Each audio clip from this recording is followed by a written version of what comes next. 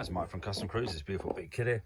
This is amazing, the build quality of these things, but this is actually for putting a transmission seal on your tranny without this is one that goes behind the pulley, your main drive shaft seal, whatever you want to call it, output shaft seal. Now, as you know, it's got them nasty splines, so basically what you do is you put this, basically it's like almost like a real micro fine CNC machine sleeve over it, which is tapered. So that means you're going to push your seal over this, and it will obviously won't damage it, and the splines will not rip your seal to pieces, because if it does, you've got to take the whole primary back off and redo the job, and Harley's charging 700 labour. Okay, so you're basically going to put this onto your output shaft where your clutch goes. You're going to put your seal over there, and then you're going to drive it into position with this. Now this is exactly the correct depth. Okay, so you're going to push it down the shaft like that and seat the seal.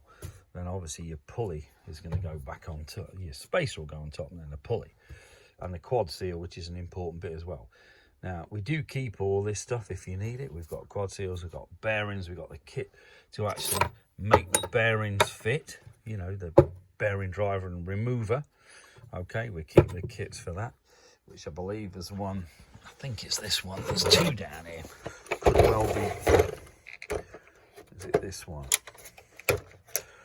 Guarantee I picked the wrong one. Yeah, that's the one for getting the sleeve off the tranny. Okay, but we do obviously sell these too. So the one that you need is this one here. Yeah, that's it, weighs a ton.